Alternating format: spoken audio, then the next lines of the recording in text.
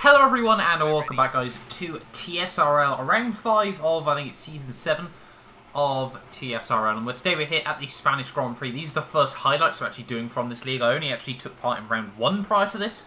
I actually streamed that over on my main channel, and I'm probably going to try and stream the rest of the season over on my Twitch channel as well. But yeah, obviously if you want to go check out that, check down in the links in the description. But yeah, here we are then.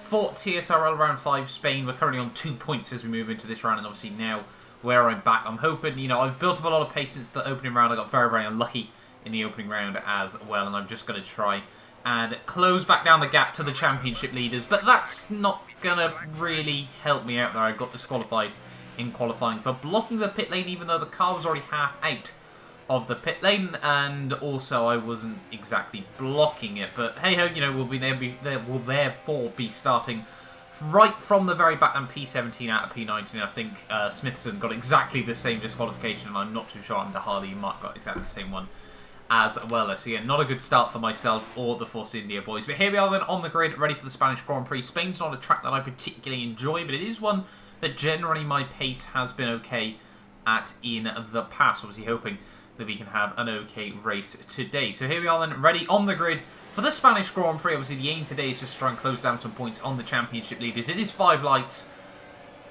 and it's lights out, and away we go. They're off to a fairly average start at best. They're not really getting a particularly good start relative to the guys ahead there, but I think that's me that is not going to get a particularly good run down in towards Toe 1. There we are, going to be able to fly straight past him. Are we going to be able to have a look around the outside? Yes, we do, around the outside of a couple of cars there as we go through Toe 1. Then my teammate unfortunately gets caught out on the inside as well there. But yeah, we're now up into P13 of this race. We have had a very good start there. We sort of just, the seas opened for us off the launch there. We're all over the back now of Clay's Raikkonen. Is going to try and send it back down the inside there, and hopefully we will. But just about going to give him the room on the inside there. The Haas on the outside gets caught out on the dirty stuff, and he's just going to lose and fall down at the positions there. But we do keep it up the inside of the Renault there, and we are hopefully going to be able to hold on to P12 of this race. Here we are on the inside for the next corner, so hopefully, yes, we do now up into P12 of the Spanish Grand Prix. So 5 places made up in the opening half a lap there. I will certainly take that as we now come out onto the back straight here, all over the back of Clay's. We've got Shaw and Eagle having a bit of a battle just up the road there as well. We tried not to go for a move on Clay's, but he breaks so early, we sort of had to kill it down the inside there. A little bit of wheel-to-wheel contact. We are on the inside there. Lose the back end of us, so slightly over the front of him. That wasn't actually my intent to completely cut him off there. Unfortunately, he had already backed down. So we are now up into P11, though I think I'm going to look up the inside of Shaw, and I can say from hindsight, I probably should have tried to go for that a lot more than I actually did, because, well, in this race, and I'm sure you guys will learn very, very quickly, we really just did not have enough top-end straight line speed here, and it was really, really frustrating on the high. You could just see how much Shaw was able to get away down the straight, and we're using Rich Rev's ERS overtake mode. I know, obviously, he had a much better slipstream than myself, but still, you can see Eagle gets down the inside of VSR Gravity at turn 1. Where to is he losing it all over the curbs there? We've got another car on the outside there. That's pitless. That one's very, very wide there, and that is going to move us up now into P10 of this race there. So a very, very decent start for myself there. You see now onto the end, though, of lap 2, and we are all over the back of Shaw here. Danny F31, I think it is, F31, is leading the race at this early stage there. But yeah, Shaw is still just ahead of me here. We're going to try and use the overtake mode. He's going to go very, very defensive in towards 1 there. You can see we're just not gaining on him anywhere near as much as we need to. And much later on the brakes, though, in towards T1. They get squeezed out over the curbs. So unfortunately get a warning for that. But yeah, it's the outside for turn 3. And obviously we're just not going to be able to make that work through it there. You've got to have a huge amount of grip confidence to be able to make that one work there. So unfortunately we will have to slot in P10 here. But yeah, unfortunately over these next few laps we would really just get caught out behind Shaw throughout the rest of this opening stint here. The only places we've really made cut would be thanks to guys having to pit, you know, the super soft runners off the launch there. But unfortunately, Eagle would actually disconnect in these early stages of the race. They're about a third of the way through. At the same time as VSR Gravity would also dive it into the pit lane there. That, well, Eagle is just really not helping me out in the way. Like, where he's disconnected is obviously a really, really important traction zone. So obviously you're a little bit uncertain of where to go there. We've got Smithson trying to look, well, potentially up the inside here. We're going to try and play a little bit defensive there, but he is going to get down the inside. The route turn 1 there is going to be wheel-to-wheel contact there. He does squeeze me out wide. There are a little bit of contact, even more made between the pair of us there. Fortunately, neither of us got span around there, but we are going to try and hold it right around the outside. Are we going to be able to make this work as we come in towards turn 4 here? He is on much fresher rubber there, but brakes far too late.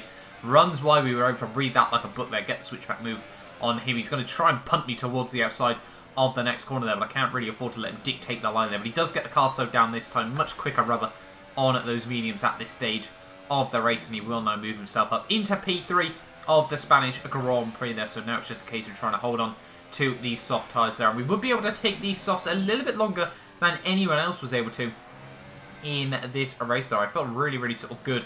You know, consistent pace with consistent tyre wear. It almost felt like the Williams car in career mode, where it really sort of comes alive towards the end of the stints there as we break down into the pit lane, and we've been given a 5-second stop go for doing 50 in the pit lane. At the time of recording this, I don't know whether that's going to get removed, but hopefully it is, as well as many other BS corner cut penalties I received in this race there. But unfortunately, Mather has now retired. In terms of where we're going to come back out, though, obviously we will have fresher rubber than basically everyone in the final stint of this race there. We are going to come out behind Shaw, behind Gravity, and also behind my teammate WRC Bro. We might try and look back up the inside in towards turn 1 there. He gives me a huge amount of room there. Actually bails out through turn 1 there, so I don't know if that was intentional or what, but yeah, thank you very much to him now, as we've got Mather on the inside. I think he was the one that's just retired there, and unfortunately he was really, really struggling. The game loaded up like a 2-2 wing setup for him, and as we all know, around Spain, that's not really ideal on the whole there. So yeah, very, very unfortunate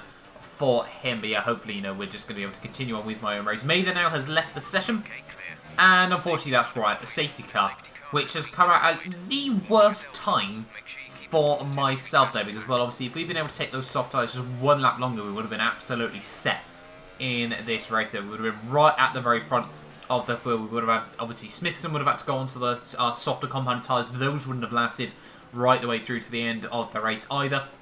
So yeah, we could have been very, very set, but unfortunately we find ourselves now down in P5 here as we come to the end of the safety car period. We've got WR Ash in the lead, Smithson, Shaw, Gravity, and myself with Ben just behind me here. But through the final corner there, obviously make sure we got enough heat in the tyres there. Lose the back end ever so slightly, but clearly Gravity has struggled a whole lot more with getting the rear tyres back up to temperature there. We're going to be able to fly straight past him though. We've got Ben also trying to look potentially past me here as we come in towards turn 1. I try and make the defensive line work on the harder. We're basically just a sitting duck. Luckily, the last of the late breakers there, and although we were in the middle of the road, usually what would be the weakest position, we have been able to make that work, and now we're up into P4 of this Grand Prix here. So we are still slowly but surely moving our way up the order. I think we've got Ash and Smithson having a ding-dong at the front of the field as well. So obviously, hopefully we can try and close up to those guys. But yeah, on to lap 19 now. And we're still all over the back of Shaw in this race. I've spent so long looking at that Mercedes rear end. I'm just hoping I can try and get past him anytime soon. They're out of the final corner. We're going to try and use absolutely everything we've got in the car here. Overtake mode, Rich Revs, DRS. No, we don't have DRS just yet. Excuse me for that one. It is, DRS has now been enabled this lap, but we're also going to be able to have a look around the outside in towards turn 1 here. We're going to be so much later on the brakes, but we are going to be able to make it work there. Squeeze him a little bit over the curbs there. Try to avoid the curb coming through turn 2 there, and he's going to be on the outside through turn 3. Makes a magical switchback move work though. He's going to be able to get back down the inside there. I wasn't expecting him to be able to get that good a run there, but we are going to be able to hold it around the outside there. A little bit of wheel-to-wheel contact as he tries to squeeze me out wide there, but he's going to go defensive in towards the next corner there. We're just going to try and go for a bit of a switchback move. Are we going to be able to get the traction? Yes, we do. Phenomenal traction on the exit of the corner there. We're going to be right down the inside once more there, and honestly, I don't know what happened here there, but I think, well, I'm not too sure what's happened there for sure. I don't know if there was a bit of laggy contact on his screen. Yeah, we gave him the room on the outside, and unfortunately he's been completely destroyed there, so I can only apologise to him for what happened there, but also don't think, you know, there was anything that I did wrong. We quite clearly had the car fully down the inside. We were basically side by side as we came into the corner. I gave him the room, and unfortunately, if it was desync, well then I can only apologise, but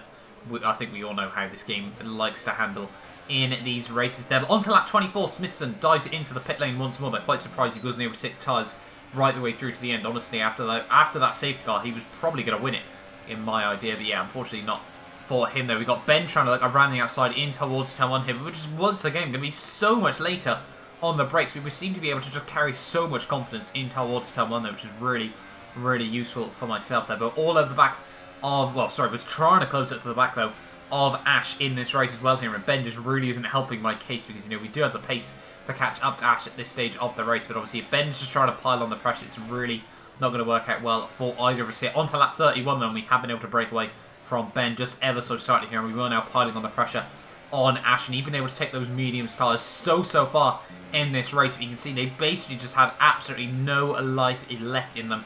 As we move on to lap 32 here, we're going to use the slipstream, use the DRS, use the ERS, absolutely everything that we possibly can to the outside. He's going to be able to brake very late into our water turn, where they'll be able to swoop right around the outside into the lead of the Spanish Grand Prix there on lap 32 of lap 33. They're the first time I've led in the entirety of this race, and what a place to do it there. Ash actually gets a phenomenal run there. Actually gets to go a bit more defensive than I originally thought I'd be, than I originally thought I'd have to there, but we do hold on to the race lead here, and it wouldn't take me too long before, unfortunately, I'd face a little bit of a bottle here. Onto the end, though, of lap 32. They can see we're really struggling for ERS and fuel here, and this is just not going to help my case. Unfortunately, just pinch the inside wheel. I had to drop the car down into first gear. That's going to ruin my run all the way through the corner here, and Danny looks like he's going to be able to get a phenomenal opportunity to sneak this race victory right at the very end. We're trying to use absolutely everything we possibly can to defend, but we've ran out of ERS though. Unfortunately, we're going to drop it down into the dark blue there, and that basically means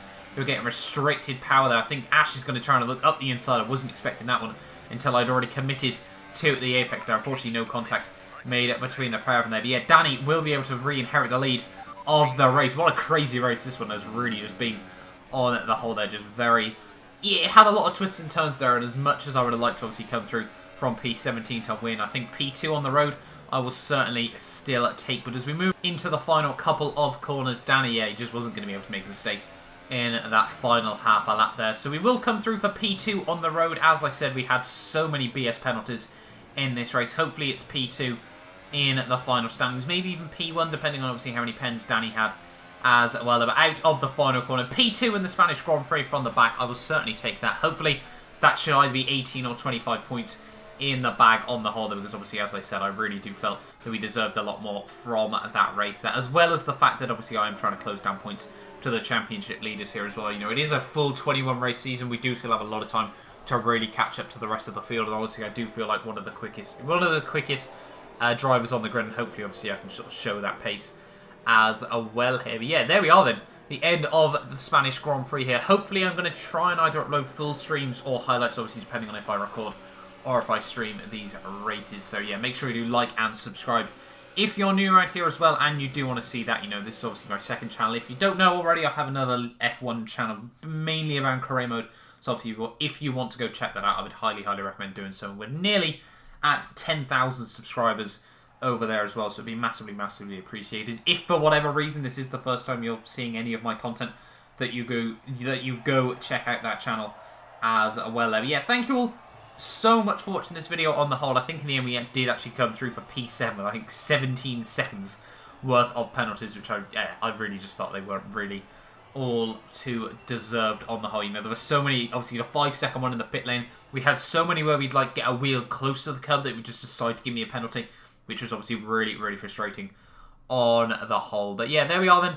The Spanish Grand Prix is over and done with. Next up will be Monaco, and obviously that should be a really good track for myself, obviously, after the esports last year, and just the fact, obviously, it is a wheel track as well. But yeah, thank you all so much for watching this video. As I said, make sure you do like and subscribe, and hopefully I'll see you guys next time for the Monaco Grand Prix.